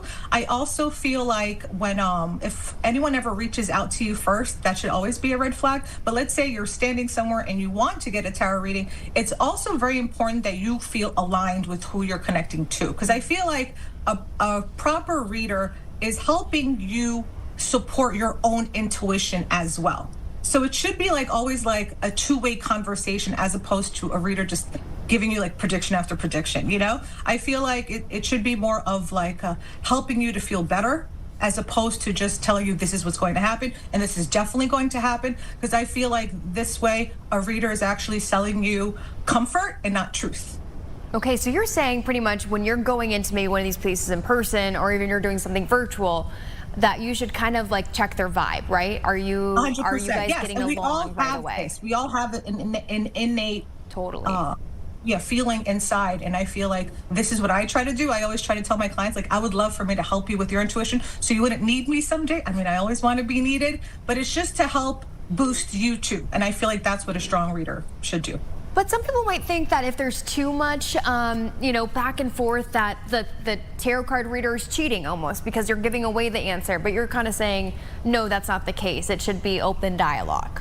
Yeah, I feel like it should be open, but of course, sometimes people will just want to hear a prediction. So you definitely will acclimate to whatever your environment is. If someone says, I just want to know this, then, I'll say that. But the thing is, tarot is a guide. It's not a blueprint. So sometimes I could read something for someone at a specific point in time, and I see something that I could read for them a month from now and see something different, because there's always elements of free will, and that's something that we can't manipulate or control, or people's actions. How did you get into this? How did this start? Were you young and saw tarot cards and felt connected to it? I don't know. Well, that's very interesting. So actually, I lost my partner in 2020, and it was during COVID. Thank you so much. And I wanted to establish a connection with him, and it was COVID. So I would just pick up a deck, and we would just hang out with friends, and I would read for fun, let's say. And then my friends would come back, and you're like, you know what? Your readings happened. I was like, what? Are you serious? And then people would come to me and be like, hey, do you want to read for me? And I'm like, sure. So I would do it kind of in a friendly way. And then, unfortunately, my dad had fallen ill in January of 2024, and I decided just to distract myself to create an online account because I used to see readings, and I was like, you know what, let me just do something. This could be fun. And one of my videos went viral, and I went from 200 followers to 8,000 in a month, and then things just kept skyrocketing, and I've been busy ever since, and I'm so grateful. I really love it. I learned a lot about myself as well, and I think tarot can be a wonderful way to help others. Now, the thing is, when you're a tarot reader, you can't really read for yourself, but you can read for other people. So that's a little caveat there. Oh, I didn't know that. Well, you know, again, I'm sorry for your loss, and I know that he's looking over you and is so proud of what you're doing. You know, giving other people so much hope and helping them navigate their lives. So, do you do mostly virtual tarot card readings then? Yeah. So I usually do through Zoom or Instagram chat because I have a lot of followers on Instagram. We usually do them virtually this way, like no private phone numbers. And you could pick up on someone's vibe, like just through virtually. Because like for me, sometimes it could be hard. Like you don't see the whole body language. Of course, yeah. I think it's just being in tune. So, like, you know, being intuitive is like you recognize patterns beforehand. Sometimes trauma makes you really good at that ahead of time, too. So you can kind of sense people's energy to begin with. You know what I mean? Yeah. I think it's something that you can train for sure. And it's about trusting yourself, trusting your own intuition. I feel like a lot of the times we're raised, this is a deeper conversation, of course, but it's like we're raised to have some cognitive dissonance to our own intuition. And I feel like as we grow up, we learn to reharness this part of ourselves that we forgot, because I feel like we all have strong intuition, and you just kind of develop this. It's like exercise, kind of. Like, Yeah, I would say, but obviously, you know, you getting so much right with your friends, you've had to have such like probably like a pretty solid spiritual journey growing up. Am I correct? Yes. So both of my parents are intuitives, but they're very like old school Greek people, so we weren't really open or talking about it as such. But Greek people in general tend to be very open and spiritual, and they're open to mediumship as well, because we love to connect with our ancestors. It's a way to keep the familial bonds intact. So in this way, we were open, let's say, but this was a journey that started later for me. I was very lucky that my family has been incredibly supportive, considering that I've done a lot of different things in life as well. Yeah, I feel like they're kind of open, but they were never restricted. So that was very positive for me. So it's not like I had a restrictive, like, you know, super religious childhood or anything like that. You know, I didn't have that. So I love that. And look where you are now. I have to ask, since Anthony shared his story with him having, you know, a good reading and then the lady with him having a bad reading, a bad experience, how do you take that as a tarot card professional? Like, you know, when you have to kind of break maybe some bad news to someone that you're having a session with? Yeah, so I feel like just his experience, I just feel energetically like that reader was trying to energetically split them and not unite them. I feel like sometimes it's a lot of projection, and that has to do with that reader's own personal feelings and limitations about relationships. So I wanted to say that I just feel this energetically. That's what I feel happened. But when it comes to, you know, someone feeling kind of doubtful or giving bad news, a good reading isn't supposed to make you feel anxious. You know, it's supposed to make you feel grounded. You feel inspired. You also can understand that even something that feels like negative as an outcome is still leading to your happiness in some way. I really believe, like, sometimes if a relationship doesn't work out, it's because there is something better that is more in alignment with who you really are. Because maybe you've changed. You know? And look at, now he has a beautiful wife that he gets to share every day with. Isn't that lovely? Yes. I have to ask, you know, just because we do see a lot of these shops kind of on, you know, corners and stuff, and, you know, maybe they're less frequented now because you can do tarot card readings online, virtually. Do you frequent them? I mean, what advice do you have for someone who's wanting to maybe step into one of those stores? Is it the same thing you would, you know, share with them if they are doing a virtual reading? I feel like you have to feel drawn to the area. I feel like you would want to feel pulled to going inside, right? Just like you would go to a toy store or a fashion boutique or something. I think there should be something that calls you, and if you feel pulled to go in there, I feel like you should always follow your instinct. In the world that we live in today, I think virtually things are just much more easier, of course, as opposed to having, you know, a place or an office. I feel like it can go in either direction. I just feel like, you know, digital is the wave of today and tomorrow. And you could still, I like virtual as well, because I feel like there is also a distance between me and the person that I'm meeting. I'm more of an introvert as well, and I feel like I can connect better sometimes as opposed to seeing a person face to face. That's just me, though. Yeah, you know what? And that's good, and that's good that you recognize that too with yourself. All right, so are you mostly into just tarot card reading? Are you into astrology as well? You know, how have things kind of broadened for you? Yeah, so I'm not super duper into astrology. I mean, I do have an understanding of the signs. When I was younger, I was more into astrology, let's say, but now I'm more focused on tarot reading and just focusing on intuition, like heightening my intuitive abilities. And when you're posting on social media, is it mostly kind of just broad tarot reading, like, hey, if you're running into this, it's likely, because this message is meant for you? Yes, exactly. So it's likely. See how you're not absolute, because it could be and it could not be. So when I do my collective readings, I basically try to. What I do is I ask my angels and guides and whoever wants to be read for. It's kind of like a conversation. I never read for people that don't want to be read. And what we do is I read for a collective of what they need to know in this moment. So I don't know what I'm going to say usually until I'm pulling the cards. Sometimes I pre-shuffle.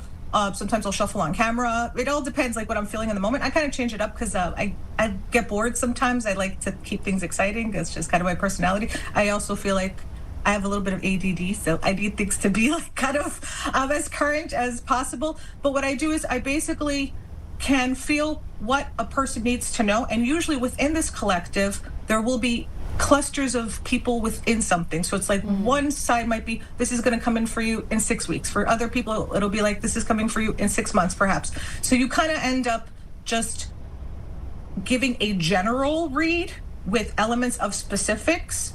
And for the audience that is watching, there could be something inside that they kind of connect with.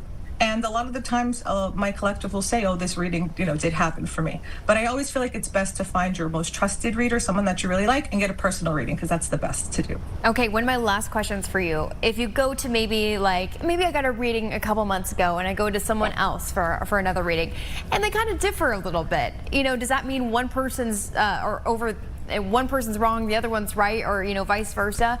How do you kind of navigate that? Well, so for me, I could only know what I feel, towards something. It could be one of the two things. Either one reader is incorrect, or it could be the other thing, like I mentioned briefly. You could actually have a spiritual awakening, or something can change within you, or a circumstance that wasn't seen that could affect you making a specific decision about something. So it can actually go both ways, yeah. But there are so a lot awesome. of fraudulent readings out there. They just kind of hype people up. And I feel like I like to hype people up too, but I do it authentically. You do. You are so warm, and I appreciate you coming on and chatting with us. For everyone at home who's interested in following you, can you share where they can find you online? Yes, so I'm on all platforms. You can find me on Instagram on Solstice Tarot, SOUL_tarot. You can also go to my website, solsticetarot.com. And you could get the link to my socials there. And if you want to book a reading with me, I'd be happy to read for you. Okay, that would be awesome. Thank you so much, Marina. I appreciate, again, you coming on, and we will see you again. Yes, I'm so excited. Thank you. And I'd be very happy to read for you. And it would be so exciting, just so you know, if you ever wanted to read. You know what? I'm going to have to hit you up. Go into the Instagram DMs. Thanks again, Marina. We will have you so for the next tarot reading headline that comes up. Okay, we'll have some travel advice for you coming up right after this break.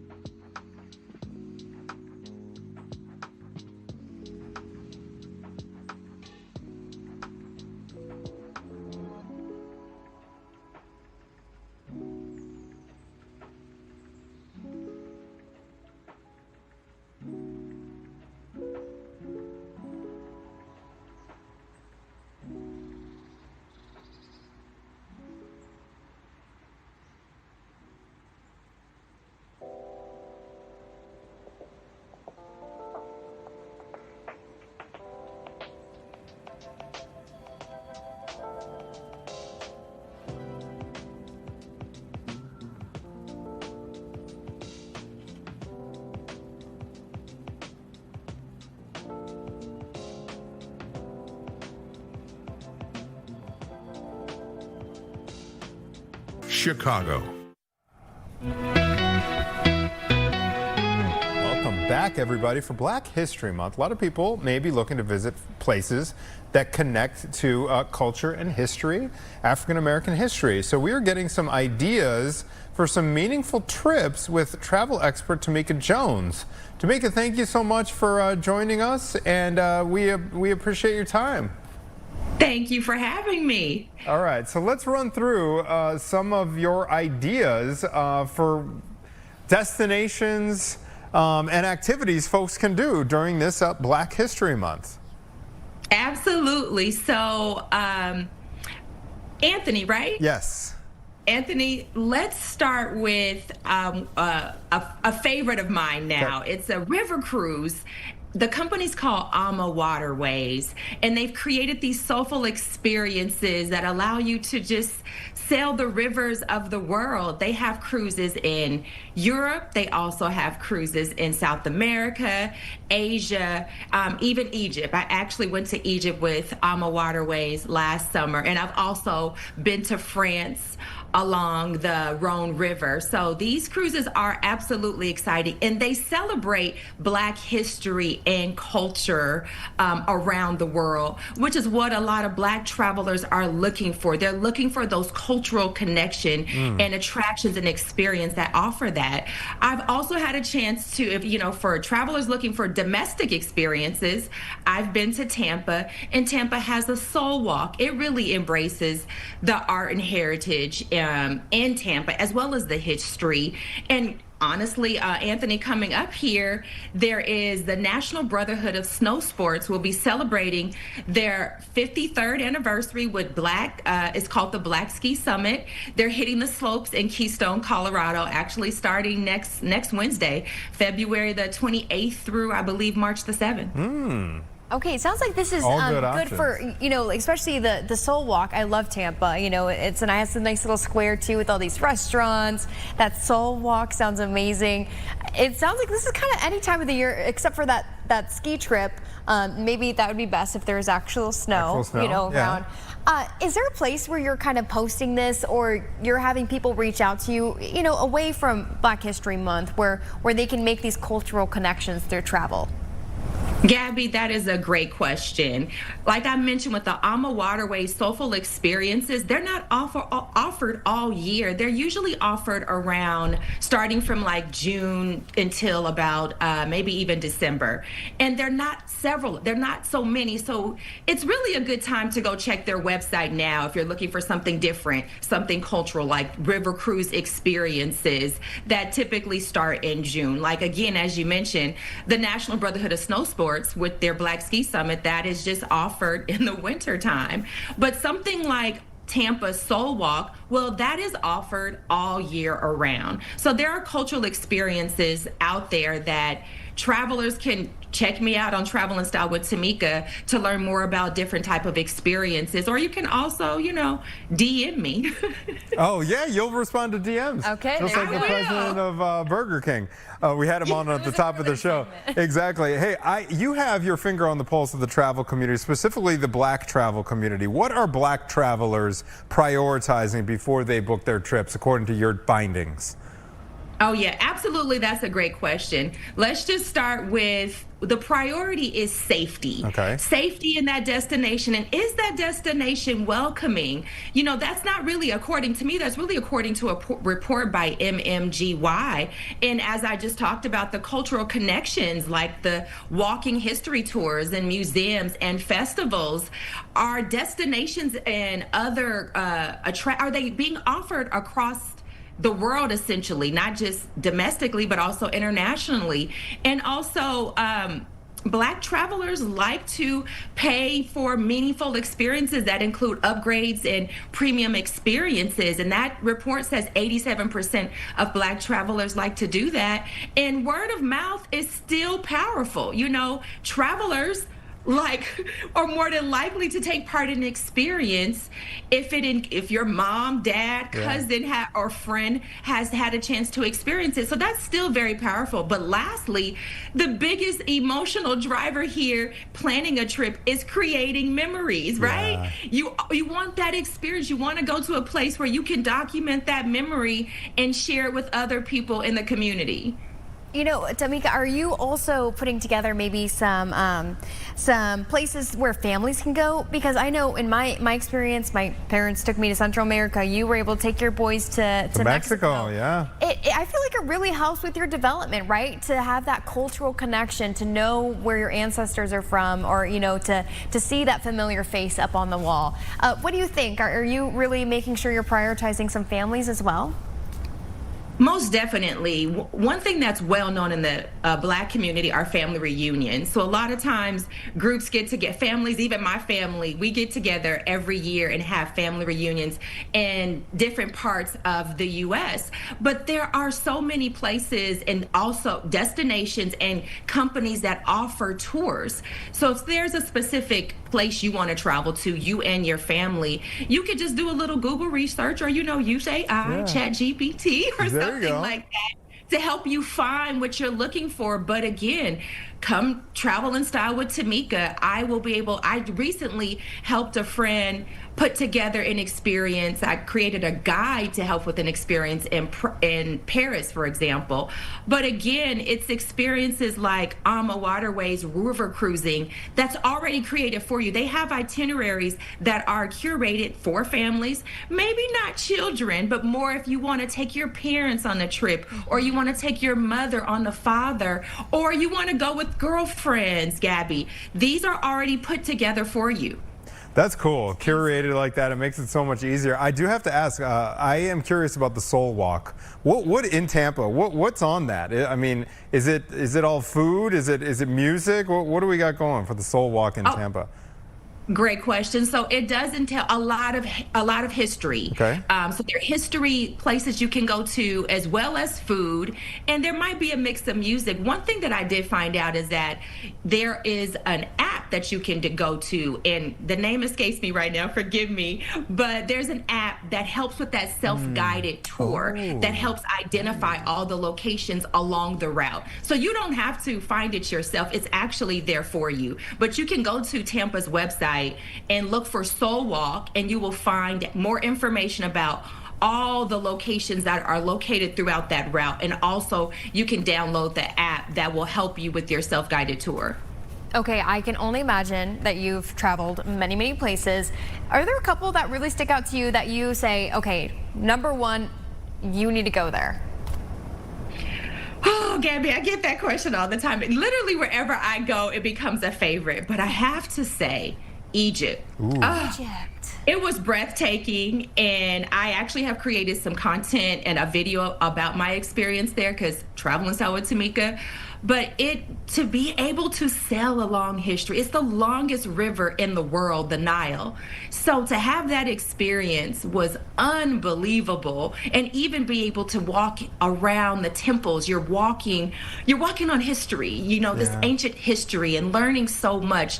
And I did not have to put anything together. It was already prepared. And that's the experience I mentioned earlier with Ama Waterways. But Egypt, right now, Egypt is leading the pack if I had to pick one. That's so cool. I actually follow an Instagram page, which is all pictures. It's just a photographer who takes pictures in and around Cairo. And it looks so beautiful and just so rich in these colors and history. Now, did you stay in Cairo? Were you on the river? Were you on the Nile? Or what was your itinerary when you went to Egypt? Oh, great question. So actually, we started in Cairo. We spent 3 nights in Cairo. Beautiful hotel is the Ritz-Carlton there. And then we flew from Cairo to Luxor. And that's where we started our cruise for 7 days. And again, it's a river cruise with Ama Waterways. So yes, it was like a land and river portion. So it's an extension. It was an 11-night experience that Ama Waterways provided. That sounds like an absolute blast. Okay, Tamika Jones, we are out of time, but thank you so much for your inspiration for our next traveling adventure. We really appreciate it. Thank you so much for having me. All right, it is 11:46, and we come back. We're gonna get some trending topics. Gabby, there's a couple I'm your here. expert here. Okay, we're gonna talk about Hannah Montana. They're about to do a 20-year special, and also, did you know the new spot for single? I know you're not single anymore, but do you know where the new spot for single ladies is? It surprised me. It did. Medieval times, everybody. We're gonna explain more about this. I don't know. It's a dating phenomenon. Guess so. Guess so. Because a couple weeks ago it was airports. Airports. weeks, yes, you're right. And now It we're talking changes about. often, Yeah, people. exactly. Now it's medieval times. We'll be right back with those trenders after this. I got hurt.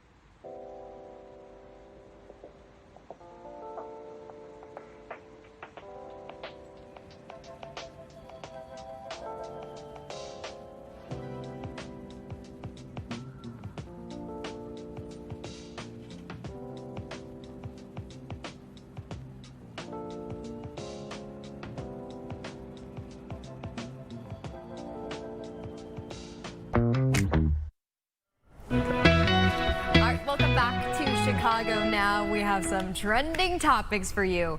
Anthony, you tease this one. Hannah Montana. Hannah Montana. I Coming know it's back Miley for Cyrus, 20 right? years That's the extent of my knowledge. Best of both worlds. Yeah. Oh, and I hear her. as a superstar, you can. Oh, she holds it for a long time. Best of both worlds. Yeah, that's a good one. Okay. You know what my first concert ever was? Stop it, really?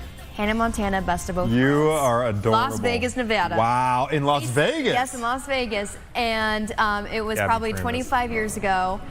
And they said that it was louder than the Rolling Stones concert because all the little girls screaming girl. Okay, so All the enlighten me girls about this. screaming. Okay, so this is a very big deal. Okay, so Miley Cyrus will return to Disney for the Hannah Montana 20th anniversary special on March 24th on Disney+. Wow, this brings back so much memories. It was such a great show, Anthony. If only you could live vicariously through So me on wait, that day and age. what's the premise? Did she turn into a princess or something? No, princess. Well, essentially, no.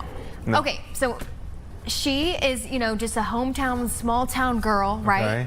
And her dad's Billy Ray Cyrus. So he the plays, show? Yep, he plays himself in the show. Okay. So when you see the brown hair, that is Miley Cyrus, okay? So she, they moved to Malibu in this beautiful home, and she essentially becomes a superstar, but she has that kind of alter ego. So as soon as she puts on the blonde wig, then she's Hannah Montana. But at first, she's hiding it from her friends, and her two best friends don't know. Only her brother and her dad know, obviously. Then her best friends know, and it's a whole storyline where she's keeping it from boyfriend, she's keeping it from other people, because then she's gonna be scared that they won't treat her the same way. If they know that she's Hannah Montana. She's Hannah Montana. Ah. So Best of Both Worlds is best as Hannah Montana. Gabby, you are a true storyteller. You just I feel completely updated now. Everything's clear. Yeah. Perfect. Okay, so for this 20th anniversary special, she'll be interviewed by Call Her Daddy. Oh, yes, I know. Alex Cooper. Yes, I'm familiar with her. You and Yeah. Well, I was not we pleased with like her. talking about it. I was not Oh, you pleased were with her not. at all because, not that I don't have anything against her podcast. I've actually never seen the show.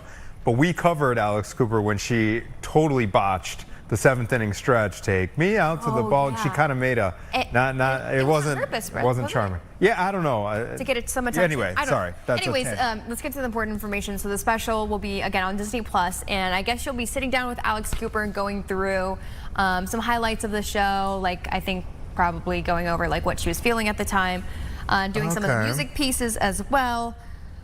Some of the sets will be recreated. She'll have some of the clothes there from the show in the living room, before seen footage, etc. This is exciting because people have been begging for like a kind of a reboot or for her to do an extension of Hannah Montana, mostly like maybe within the 10 years after the show aired. Now it's Yeah. kind of too far gone, and it never happened. So. Well, but Here it you know is. what? I'm kind of Recreated. surprised when I read that. You know, she says Hannah Montana will always be a part of who I am because she has kind of evolved into. I don't want to say like like Hollywood. You know, she got Yeah. that kind Remember of she bad kinda- girl persona. After Wrecking Ball, things changed for her. Yeah, she did that swift exit from Disney. And it was a little Yeah. controversial. And then I think other kind of celebrities, she paved the way for some other Disney stars to do the same. to go rogue a little To, bit. you know, Now, like, was she in become your an mind? adult. Was she compensating for the Disney, you know, bubblegum kind Yeah, of? she was overcompensating on the other side. Is that Got what it. you mean? Yeah. Yes, Where she exactly. was- And now where does She she was stand? riding a wrecking ball naked, wasn't she, in that video?